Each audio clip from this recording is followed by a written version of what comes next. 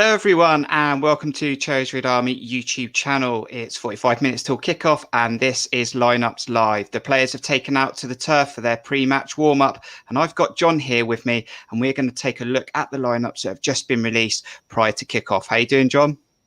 Yeah, I'm good. Looking forward to today and hoping for another 3 points, push us towards the playoffs. How's your Easter weekend going? Did you treat yourself to a little chocolate? No, I'm trying to be good. I had a relatively boring weekend, but hey, getting that time to relax is always good. Thank you to everyone currently joining us over our streaming platforms. You know you can take part in the chat. Let us know what you think of those lineups and the team that's going to take on Blackburn to try and get those 3 points today. And that'll be 6 points over the Easter weekend. Thank you as well to anyone who's subscribed to this channel. If you're already subscribed, we really appreciate it. And make sure you give this video a like throughout the next 20 or 25 minutes. So, John, we're going to take a look at the lineups in just a moment or two, but nice conditions, it looks like, in Blackburn, maybe a bit fresh, but pretty similar to Friday and a nice pitch. Yeah, that's the hope. I mean, you know, Bournemouth, we're kind of a little bit spoiled. We've certainly got a Premier League quality pitch, and that's the worry sometimes going to away pitches, whether that sort of is going to allow us to play our game. But hopefully today, that's it's looking good, and you know, it's bright, but it's not that warm. So you know, hopefully they'll want to move about a lot to keep themselves going. And these two managers know each other a bit. I think Woodgate might have played under Mowbray, and there's Middlesbrough connections there as well. I mean, is there a bit of a, you know, do they want to beat each other today? I think there's a good friendliness there because I mean Mowbray brought I believe it was Mowbray that brought Woodgate back to Middlesbrough the second time around. So yeah, Woodgate was managed by Mowbray for a bit. And he said in an interview that after the game he'll be hoping to meet up and ask him a few questions, maybe get a bit of advice from Mowbray. So yeah, I think Woodgate will want to win as with any other match, but I'm sure there's a friendliness there behind the game. So it's a bank holiday Monday, and I know some are unable to join us. So if you do end up watching this back, thank you for that. I know some have worked, some Cherries Red Army followers. But what are you drinking for this game then? What are you drinking right now? You know, get you in the mood for those 3 points. Let us know what we're drinking: a Coke, a coffee, a tea. Are we treating ourselves to maybe a little alcoholic drink early doors? So yeah, let us know in the chat, and we'll take a look at some of those just after the opposition lineup. And we're going to take a look at that now, John. So let's get stuck into them. And the Blackburn team is as follows: in goal, Kaminsky, Nyamba, Lenihan, Hardwood, Bellis, Douglas, Tribal. Bradley Johnson makes a return to the team. Harvey Elliott, Rothwell, Dolan, and Adam Armstrong, who didn't start in the Good Friday fixture against Wickham, also makes a return as well. On the bench for Blackburn, we've got Pears, Branthwaite, Bennett, Davenport, Stuart Downing, Buckley, Lewis Holtby, Brereton, and Gallagher. So looking at that team, it is a team that are in free fall at the moment, John. 1 win in 13, only scored 9 goals. Something's not going right. Yeah, I mean, it's not like we'll have watched Blackburn fixtures enough just to know exactly what the problem is. But you know, based on how they started the season, it was all about scoring goals, and they weren't necessarily keeping too many clean sheets past the first few games. So you know, as long as you just keep scoring a lot, it doesn't really matter what you concede. I mean, that was Bournemouth's model for a good few years. But with the goals drying up, you know, if you can't stop conceding, you're going to end up in free fall, and that's what's happening to them. So Armstrong is obviously the main man, with one of the top scorers in the league, despite not scoring very much recently. And you've got a player in Harvey Elliott supporting him who's still, I think he's still 17. I don't think he's quite turned 18 yet, who's got 10 assists already in this season. So they've got players in there. They've got very good players, and Johnson obviously scored against us along with Armstrong in the previous game. So, you know, it's just, it would be typical, obviously, for them to suddenly turn up a match-winning performance today after being on such a horrid run. But I'm pretty sure we've got the players that can deal with them. And Adam Armstrong stuck on 19 goals since the 17th of February. So I'm sure he's going to want to change that stat. Looking at their bench as well, there's there's enough sort of experience on there as well. You've got Lewis Holtby, former Tottenham player, Stuart Downing, and then obviously Brereton. I think he's not in the top 20 goal scoring stats, but he is another striker for them. Yeah, Brereton's a name that I remember coming to. Nottingham Forest, I believe it wasn't. It was he came through with who certainly was getting his name about there in his performances, and obviously played in the last game against Wickham, has been dropped down to get Armstrong back in. But yeah, and Stuart Downing and Lewis Holtby, they've got players with experience and talent there that can come onto the pitch and have an impact if necessary. I mean, Tony Mowbray, is he under pressure? I mean, they're 11 points from relegation. They were, on the 1st of February, they were 2 points outside the playoffs. So they've really dropped down. I mean, I said this in the preview. Does he risk trying to go for it and leave them exposed? Or, I mean, where is he at potentially with his job and trying to get this result that them 3 points in the last however many games? Yeah, I don't know. The thing is, he's been there quite a long time now. I think he's the longest serving manager in the Championship at this point. I'm not 100% sure on that, but he's certainly one of the longest anyway. And when he was originally brought in, they were really looking like they were going to go down and get relegated, and he's kept them up every year that he's been there. So it's a balancing act, I suppose, is that if you don't necessarily have the funds to build the team, whether you can bring through the talent necessary from your youth from the youth squads. But with the way that they started the season, the way they're finishing it, I think it's odd. He's probably under more pressure now than if they'd just been a consistent sort of 14th place team all season. It may be time for him to move on after he's been at the club for so long, and this sort of massive fall from grace that they're suffering at the moment. I don't know. I don't think the higher ups will want to get rid of him unless his contract is up, because obviously that would cost them. So it may well be his decision as whether he stays on or not. But it's an interesting dilemma for the club. We'll come to Bournemouth in just a moment, but we do need to remain focused for 90 minutes. We have gifted a few goals this season, but just again, touching on those players that could hurt us if we do concede, the likes of Harvey Elliott and Adam Armstrong has got a goal in him, if not recently. Exactly, like you said, 19 goals all season, and that's stretching from the start of the season to the middle of February. So he's missed a month and a half, and he's still on 19 goals. So, and I mentioned Harvey Elliott before is one of the highest assisters in the league. So, that's not even counting the midfielders that can support. Bradley Johnson's got a fierce shot from range if he's accurate, which isn't always what happens. But it's they don't have such a high goal tally for no reason. So, and our defense isn't the strongest in the league, as much as it's actually not too bad. We've known to make a blunder here and there. So, we've got to be on it to make sure that we keep that clean sheet, and that's what I'm really hoping that. We've got Pearson and Lerma in there, which we'll come on to assist the defence to try and make sure that we don't concede any silly goals. So that's our opposition then. And what fluids are we drinking during the game, before the game, maybe after the game? So how you doing, Aaron? Aaron's in there with a vodka to still the nerves. And then we've got staying hydrated with a water. How you doing? Mark's got a coffee, orange juice and lemonade. That sounds quite nice. Do you like the sound of that? What we got? We've got some more coming in. Yeah, we've got some scotch. There's some alcoholic ones there on a bank holiday Monday. How you doing, Carol? Got a flavoured water. As always, may have a hot chocolate at half time. An orange squash. Cider's normally going to be sitting in the fridge for someone as well. And what else have we got? There we go. I've got a cider in there. There we go. There was one or two coming. So we're going to get onto it then. Let's get stuck into your opposition. Sorry, let's get stuck into the away team, which is our team, AFC Bournemouth. And let's see who Jonathan Woodgate's picked for this game. Let's check it out.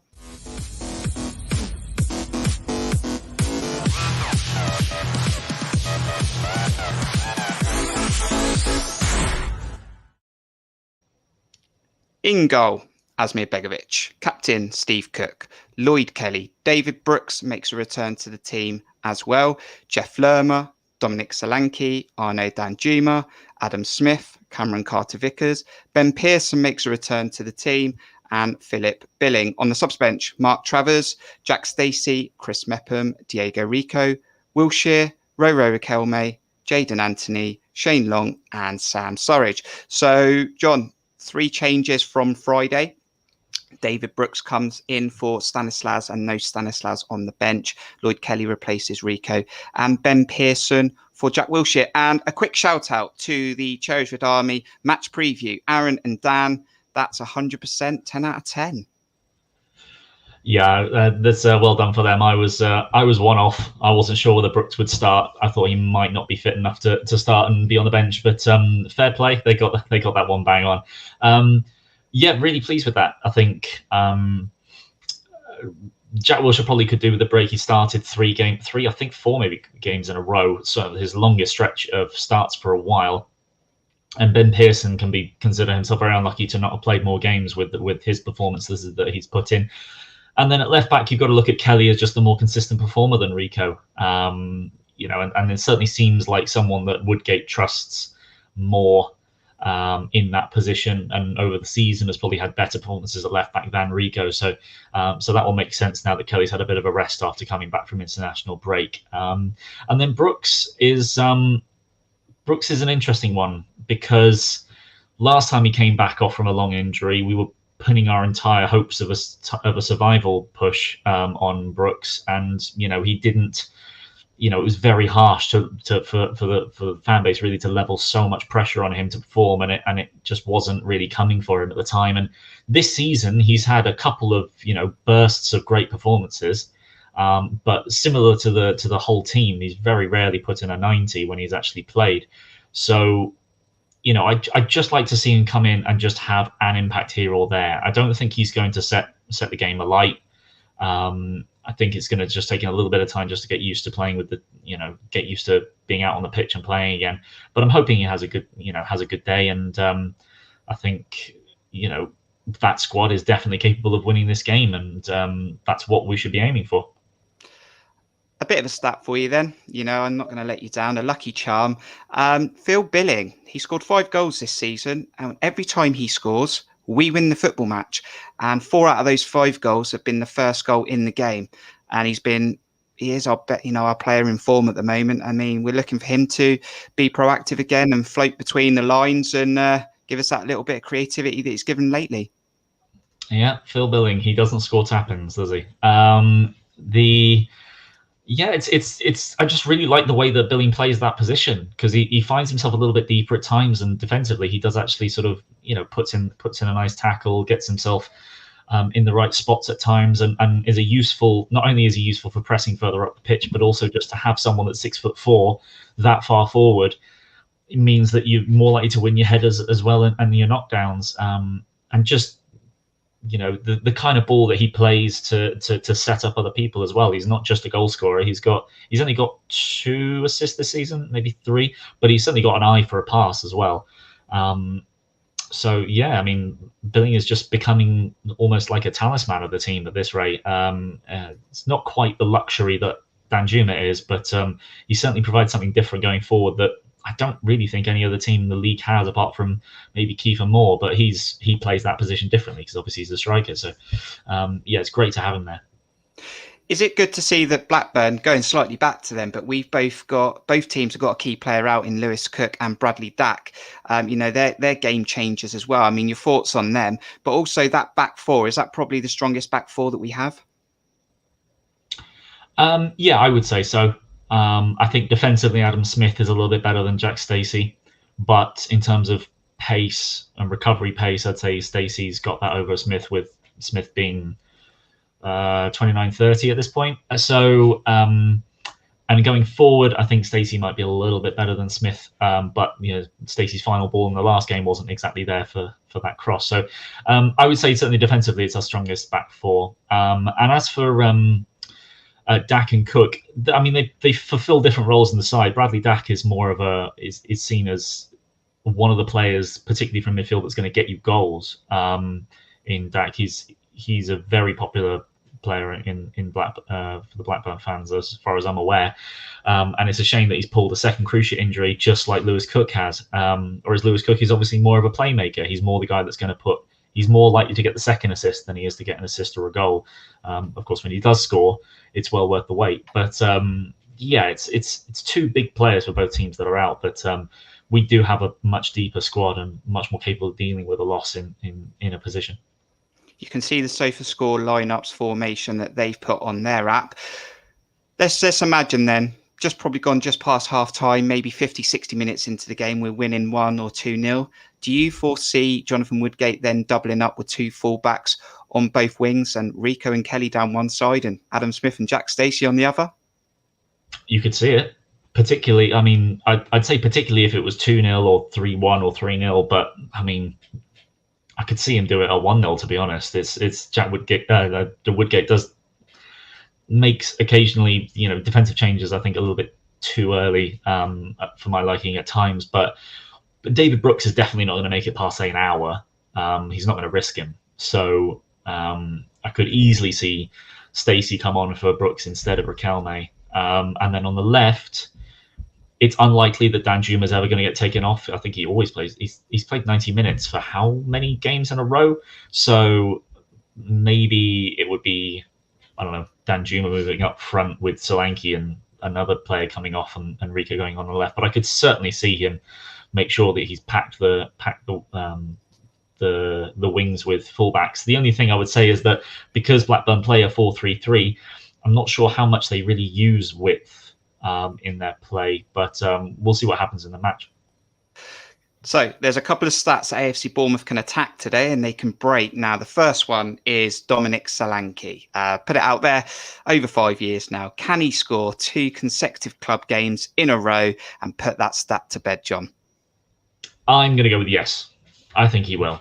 I'm confident that he will. I think it's not just in terms of not just in terms of how hard he works, but I think he got his lucky goal on Friday. He was very lucky to get that one. So, this game, he's probably more likely to actually, pick the ball up in the 6-yard box and put it away. And, it was the Huddersfield game, wasn't it? That we won 5-0, that Brooks and Solanke set each other up 3 times, I think it was, in that game. So, if they're going up against a team like Blackburn, who are on such a negative slant, are conceding so many goals, there's going to be opportunities. So I don't think it's more so whether Solanke gets a chance. It's more so, can he actually keep composed and put it away? And if he does do it today, and I'm confident on Easter Monday he's going to do it, maybe he can have a quick dash for 20 before the season's out. Just so you know, Simon, he's not having the playoffs. He has to do it inside 46 games, just to put that on. The other stat, John, is AFC Bournemouth haven't won 3 championship matches in a row in 2021. We've done it once this season in the first half of the season. And if we are going to get into those playoffs comfortably, giving ourselves a little bit of space, we are going to need to go on some of these runs just like other teams have. Yeah, absolutely. And I actually think it's going to be twofold for that. One, just to keep the confidence going, to make sure that we stay in good form for when we head into the playoffs. But also, you kind of got to look at it a bit in fortunate terms that Brentford are still maintaining some level of form, but Swansea continue to really drop off, and it looks like they're going to be the ones that settle in 4th place and Brentford in 3rd. So out of those, you want to play Swansea in the playoff semi-final. To do that, you're going to have to finish 5th, which means we need to be above Barnsley and we need to perform better than them, which is a hard task considering Barnsley's running is a lot easier than ours. But if we get 2 points per game from here to the end of the season, we'll comfortably make the playoffs. So, we need to be picking up plenty of wins in that time.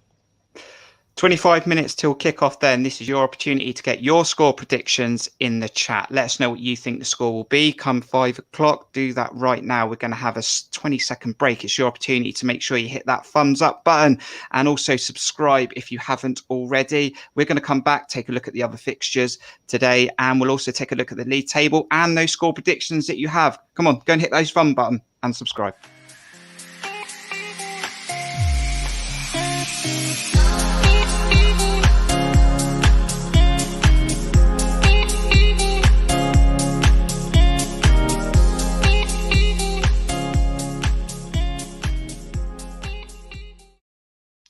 The rest of the championship today then, and a full-time result. Middlesbrough 1, Watford 1, Blackburn versus AFC Bournemouth, Coventry City at home to Bristol City, Luton will take on Barnsley, Nottingham Forest versus QPR, Reading at home to Derby, Rotherham versus Wickham, Stoke City versus Millwall, Swansea at home to Preston, and Sheffield Wednesday at home to Cardiff in a 5:30 kickoff. So, John, initially a 1-1. I'm not sure if that, it might help us. I think Borough are already out of it anyway. I think their playoff chances are probably gone. Your thoughts on that one? And also, go Luton at home to Barnsley and Reading at home to Derby. Yeah, I think Middlesbrough's playoff hopes were pretty much dashed when we beat them on Friday. But if they had any hope of staying in that race, they certainly need to be winning most of their games in the run-in. And this was probably going to be the hardest game if they don't play Norwich at some point later. So coming from behind, nicking a one, I don't know whether they nicked it or not, but a 1-1 draw against Watford is a great result for them. And for Watford, it just puts a halt to their run of consecutive wins. Which I'm sure will be frustrating, but I think they're pretty comfortably going to take second place now. Both, to be fair, I think there are actually a lot of Watford fans were looking at Norwich as someone they could catch. So that will be disappointing for the fans who are hoping they might get first place in the league. Yeah, and Reading versus Derby then. I think Reading are the team to catch, and Derby won at Good Friday. I mean, do you expect Reading to win that one? I don't think they've won in 4. Well, it's difficult to know, to be honest, at the moment with Reading. They probably, whether they deserve to beat Barnsley or not, it's debatable, but they certainly had the best chance of the game, got missed by that Zhao tap-in that he didn't put away. And Derby, they're not in the best form, but then I think Reading, was it Wickham they lost to Reading, where they beat Reading recently? So you just don't know if that's going to come up for them at this point. And yeah, Reading are the first of the two teams we're looking to catch. And obviously we only need to get past one of them to make sure we get that playoff spot. But yeah, if Reading don't win today, then we could easily end up above them by close of play today, and that would be a fantastic boost to head into the next few games before we actually play our game in hand against Huddersfield in a week and a half. Excellent. Right, let's get those score predictions in then. Thank you for everyone who's joined us. It's been very busy today, and you've been very interactive in the chat, so thank you very much. Chris, how you doing? 3-1. That score prediction is now banned. It took 6 months to get there. No, you can have it, Chris. Do you reckon it'll come in again? Yeah, come on. 3-1. Aaron, how you doing? Well done on your match preview. Predicted 11, 10 out of 10, 2-1. AFC Bournemouth, Germany, 2-0. Solanke to break that stat. Keith, how you doing? 2-0. Mark Cole, thank you. 2-1. Steve's in there as well. 2-0. 2-1. 2-1. Thank you, Archie. Rich, how you doing? 2-1. Oh, okay, well, we've waited a long time for this, haven't we? 2-0, Sammy, away victory. How we doing? Got another 2-1 in there. Brooks to score and Dan Juma, 2-1. How you doing, Carl? Dan, thanks for joining us. 3-1. I mean, what's your score prediction for today, John? I was going to wait for Sammy and probably just copy her. But no, I think I'm actually going to be just slightly more positive and go with a 3-0. I'm actually quite confident we'll be able to shut them down today. So I would make sure that you put your money on both teams to score, because I'm confident that we'll keep a clean sheet. But yeah, I think we've got enough going forward. I think we've shown enough fluidity, and even though we only performed for 60 minutes in the last game, we still scored 3 goals. So, and against a team that are not in form at all today, yeah, I'm very confident we'll get a comfortable win. More scores coming through. Mark, how you doing? 2-0. Got another 2-1 in there. Lots of goals for Simon. 4-2. Thank you for joining us. And I think we've got Daniel there. 2-0. Another 2-0. And if there's any I've missed, I do apologise. And a 2-2 draw, which actually, even if we draw the game, although I expect us to win the game, we've still got that game in hand. Head to head then, I think we've won the last 2. I think one was in the cup, one was in the league. So 3-2, both of those games. So goals galore. But but you're expecting a Bournemouth positive performance again, John, and another win, 6 points over the Easter weekend. That's the hope, and like you said before, three games in a row to win, and well, I'm predicting 3 games in a row, three goals as well. So yeah, and it round off a very nice weekend for us, and obviously eyes will be on the Reading game as well to see how they do, and we could well end up back in the playoff places by the end of the day, and that would be a fantastic round off to the weekend. 20 minutes till kick-off, an opportunity for you to top up the drink that you are drinking, and let's get positive. Let's think that we can get 6 points over the weekend. I'm going to go for a 2-0, a clean sheet for Asmir Begovic to add to that total, and we can move on with a few days break until the weekend. So make sure you hit that thumbs up button. Really appreciate for everyone who's joined us in the last 30 minutes. And make sure you join me and John for match review. It won't be live, but check it out about an hour after the final whistle's gone. Thanks, John. No problem. I'll see you in a couple of hours. And thank you to you, the Cherries Red Army followers and AFC Bournemouth fans, for joining us live. Enjoy the game. We'll see you on the next video. Up the Cherries.